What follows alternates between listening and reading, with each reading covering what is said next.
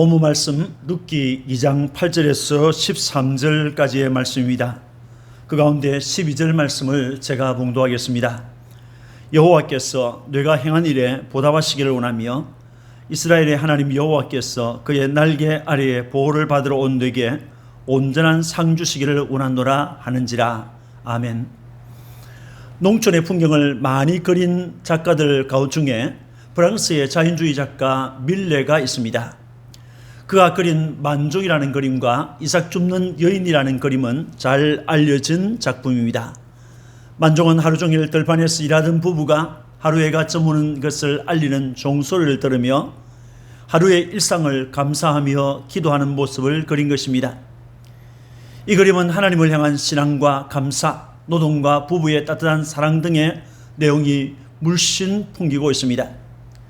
그가 그린 그림 중에 추수 중의 휴식이라는 작품도 있습니다. 이 작품은 룻과 보아스라는 제목으로도 알려져 있습니다. 이 그림 역시 농촌의 풍경을 그린 것이지만은 제목처럼 성경 룻기 2장을 배경으로 한 작품입니다. 추수 중에 식사 시간에 보아스가 룻을 초대하는 장면이 되겠습니다. 룻기는 한 개인의 이야기가 아니라 하나님의 구속 역사를 잘 나타내는 성경입니다. 룻이라는 여인을 구원하시는 하나님의 섭리를 잘 보여주는 성경으로 죄인인 우리가 구원을 얻는 과정에 하나님께서 어떻게 간섭하셨는가를 잘 보여주는 성경이 되겠습니다. 유다 베들레헴에 엘리멜렉이라는 가족이 살았습니다. 계속되는 흉년을 피하기 위하여 엘리멜렉은 가족을 데리고 모압으로 이주하였습니다.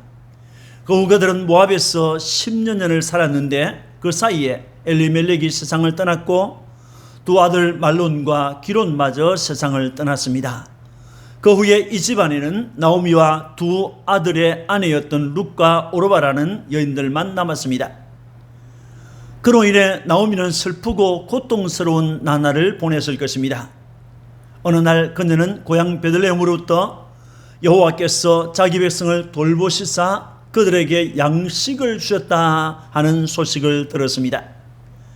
그래서 두 며느리와 함께 고향 유다 땅으로 돌아오려고 길을 나섰습니다. 두 며느리 중에서 오르바는 고향 모압으로 돌아갔으나 룻은 시어머니 나오미와 함께 베들레헴까지 왔습니다.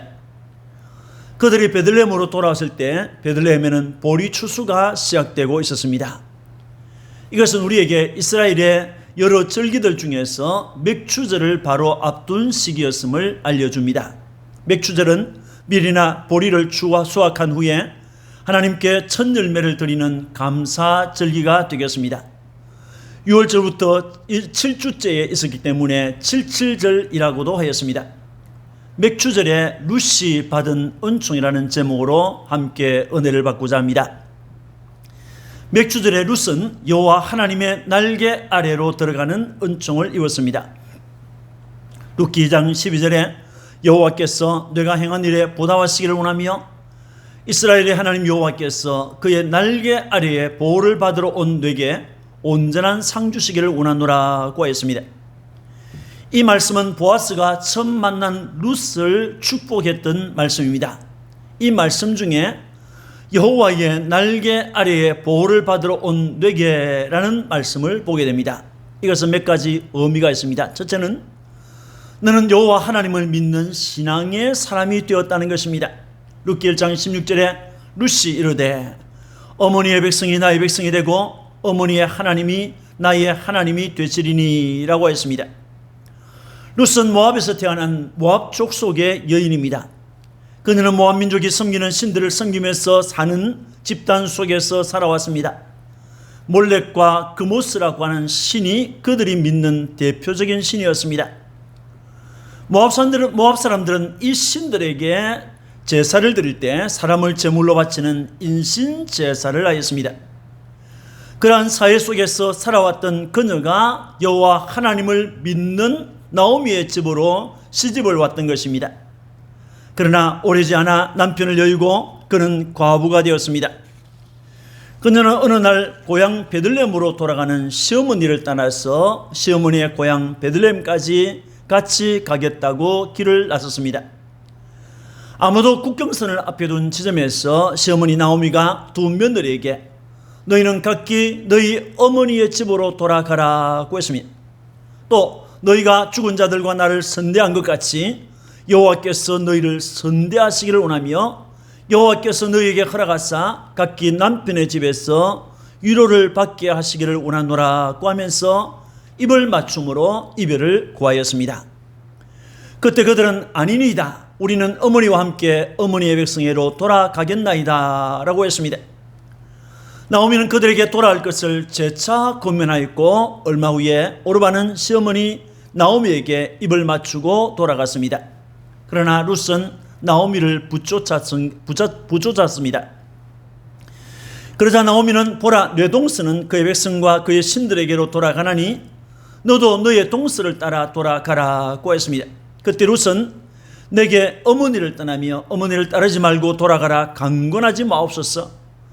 어머니께서 가시는 곳에 나도 가고 어머니께서 머무시는 곳에서 나도 머물겠나이다. 어머니의 백성이 나의 백성이 되고 어머니의 하나님이 나의 하나님이 되시리니 만일 내가 죽는 일 외에 어머니를 떠나면 여호와께서 내게 벌을 내리시고 더 내리시기를 원하나이다 라고 하였습니다. 그러자 나오미는 룻이 자기와 함께 가기로 굳게 결심했음을 알고 그녀와 함께 베들레헴까지 같이 갔던 것입니다. 여기에서 우리는 룻의 여호와 하나님께 대한 신앙을 볼 수가 있습니다.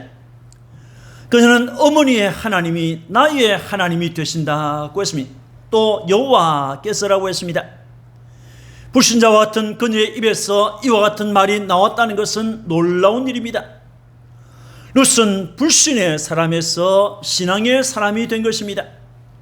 우상 그모스와 몰렉의 사람에서 여호와 하나님을 자신의 하나님으로 믿고 고백하는 신앙의 사람이 된 것입니다. 또 여호와의 날개 아래 보호를 받으러 온 내게라는 말은 너는 여호와 하나님의 보호를 받는 사람이 되었다는 것입니다. 룻기 2장 12절에 여호와께서 내가 행한 일에 보답하시기를 원하며 이스라엘의 하나님 여호와께서 그의 날개 아래에 보호를 받으러 온 내게 온전한 상 주시기를 원하노라고 하였습니다. 보아스는 자기 밭에서 이삭을 줍고 있는 룻에게 이와 같이 축복하며 칭찬하였습니다. 여기 이스라엘의 하나님 여호와라는 말은 조상 아브라함과 이삭과 야곱이 믿은 하나님을 말합니다. 이스라엘 백성들이 대대로 믿어온 언약의 하나님에 대한 명칭이 되겠습니다. 그의 날개라고 하였습니다. 이것은 하나님의 날개라는 것입니다. 하나님은 어떤 형태로든 형태를 지닌 분이 아닙니다.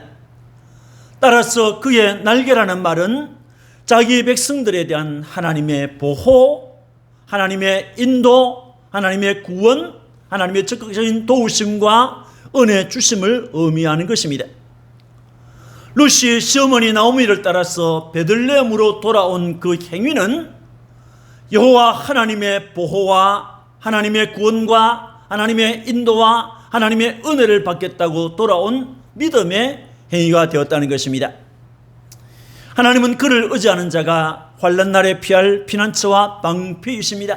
시편 144편 2절에 여호와는 나의 사랑이시요 나의 요새이시요 나의 산성이시요 나를 건지시는 이시요 나의 방패이시니 내가 그에게 피하였고 라고 했습니다.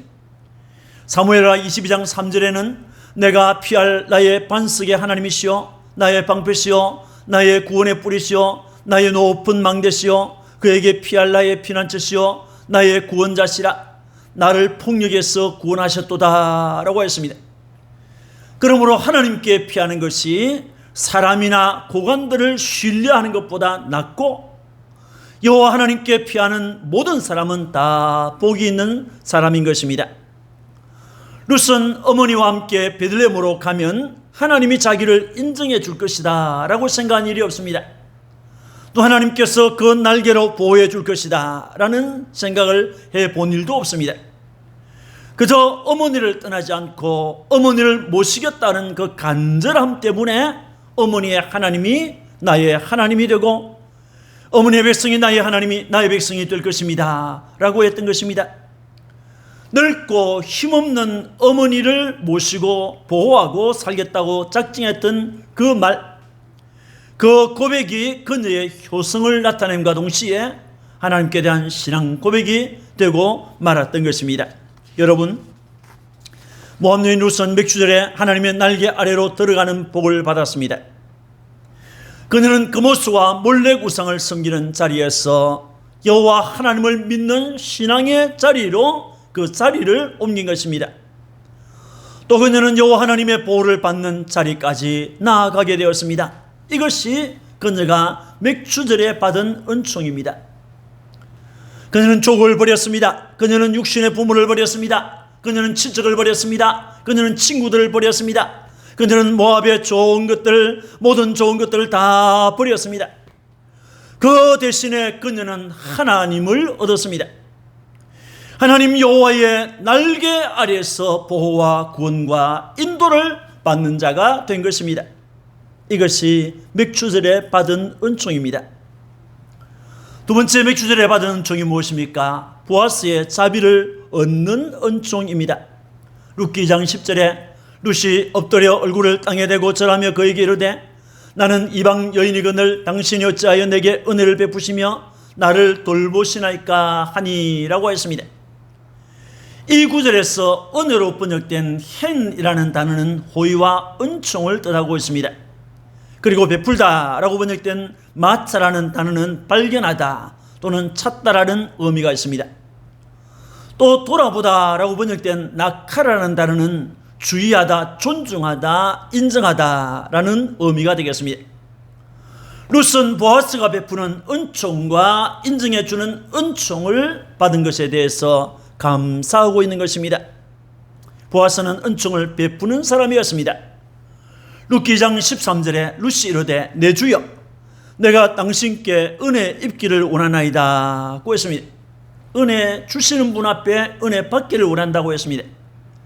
시어머니 나오미와 함께 베들레헴으로 돌아왔지만은 그들의 형편은 변하지 않았습니다. 이웃 사람들도 계속되는 흉년 때문에 돌아온 나오미와 그녀의 자부 룻을 볼 때에 반갑기는 했지만은 돌아볼 형편이 안 되었던 것입니다.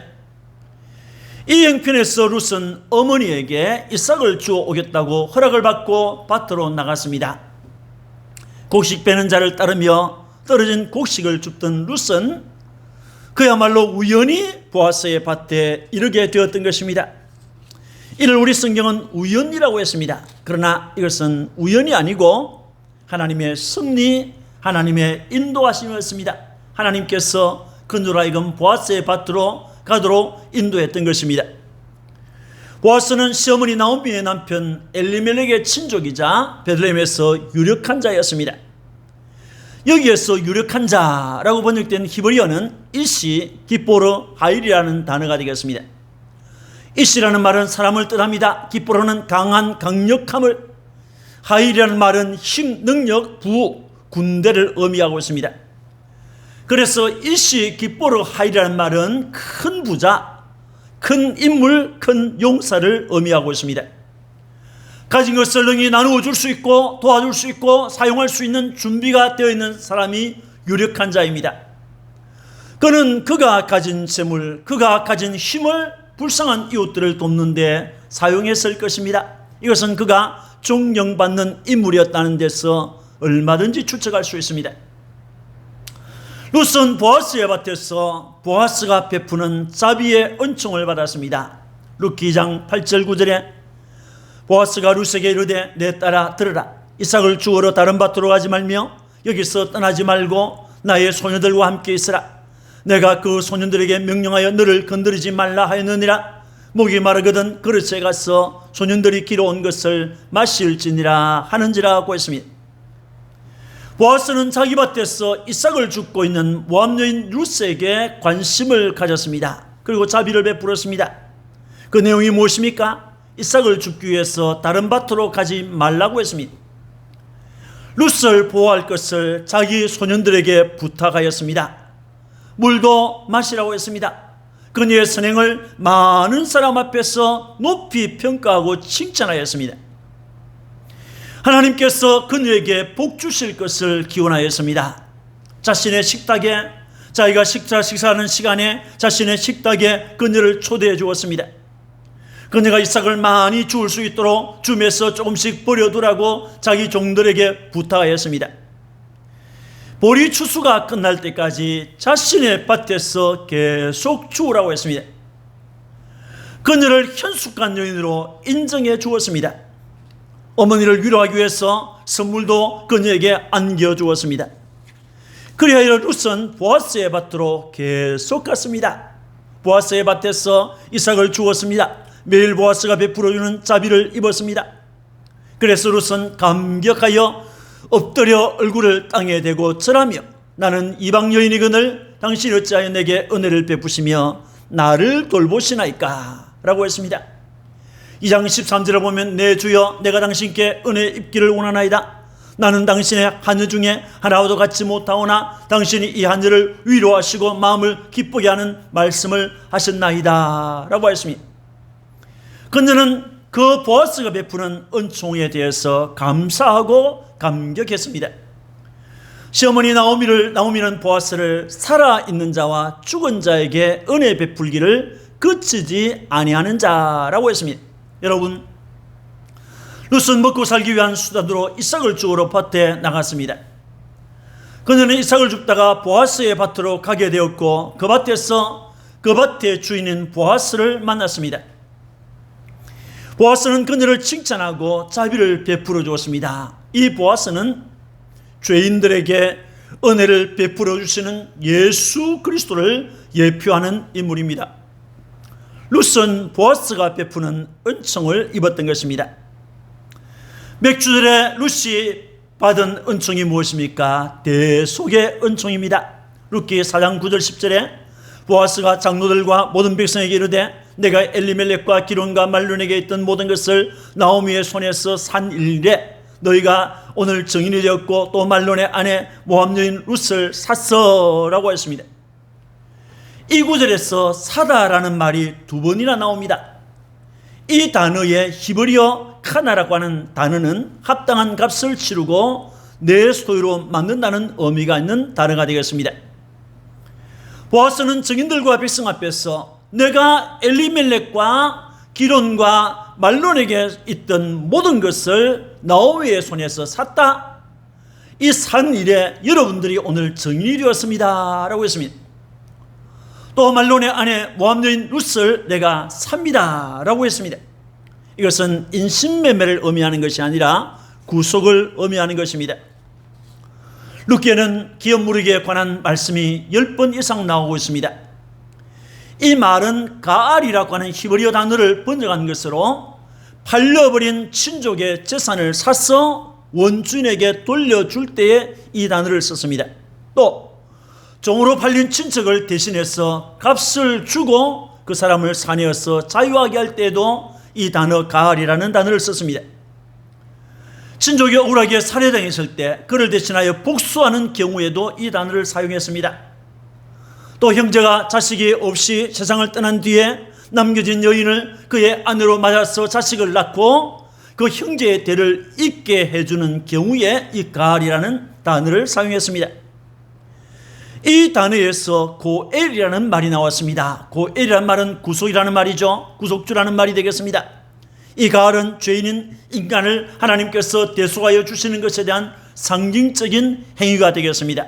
여러분, 룻은 시어머니를 통해서 이스라엘에 기업무르기라는 제도가 있다는 것을 알게 되었을 것입니다. 그 일이 자기에게 일어날 것이라고는 상상도 못했을 것입니다. 그러나 그 일은 실제로 자신에게 일어났습니다.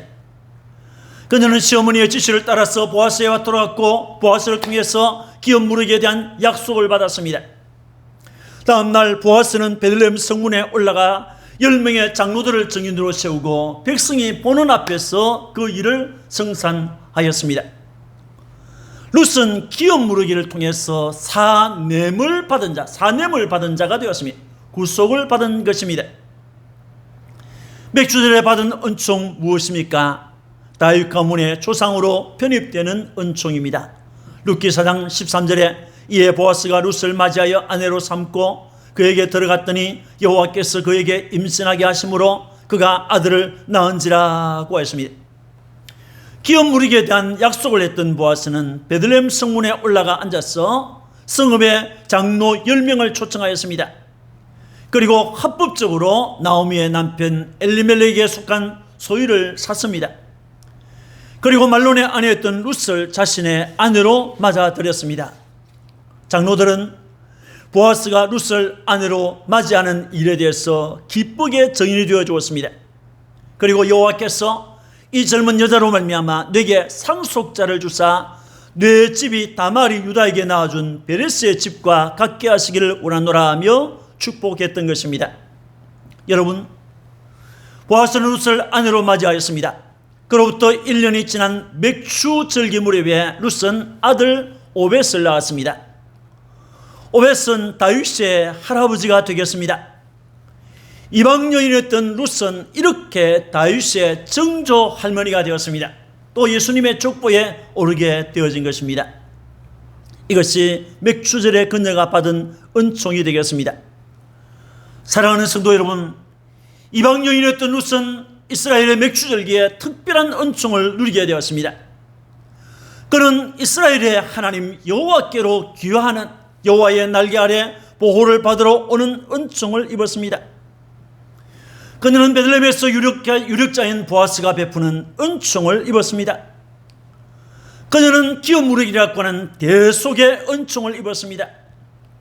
그는 다윗의 가문에 입적되는 은총을 입었습니다. 그녀는 이런 은총을 받고 맥추절을 맞이했던 것입니다. 이러한 은총을 확인한 유대인들은 룻기를 오순절 절기에 낭독하는 전통이 있었다고 합니다. 그리스도인들 역시 하나님께서 베푸시는 수많은 은혜를 받은 자들입니다. 룻과 같이 이방인이었던 우리가 하나님의 크신 사랑으로 인해서 구원을 받았습니다. 영원한 유력자이신 예수 그리스도의 보호와 인도와 구원과 은총을, 구원의 은총을 누리고 있는 것입니다. 영주가 멸망할 죄인인 우리가 그리스도의 대신 속죄의 은총을 받았습니다. 그리스도는 우리의 이름을 영원히 그의 생명책에 기록하여서 우리가 하나님의 자녀된 것을 확인시켜 주고 있습니다. 이런 은총을 우리는 맥주 감사 주일에 다시 한번 생각해 봅니다. 하나님께서 내게 이런 은총을 베푸셨다. 이것뿐이겠습니까? 자연 은총은 또 얼마나 많습니까? 이런 은총에 대해서 하나님 앞에 감사하고 기뻐하는 여러분들이 되시기를 주님의 이름으로 축원합니다. 아멘. 기도하겠습니다. 하나님 아버지 감사합니다. 이방 여인이었던 룻이 이스라엘의 맥추 절기에 특별한 은총을 누리게 된 것을 보았습니다. 그녀는 이스라엘의 하나님 여호와의 날개 아래로 보호를 받으러 오는 은총을 누렸습니다. 그녀는 베들레헴에서 유력자인 보아스가 베푸는 은총을 입었습니다.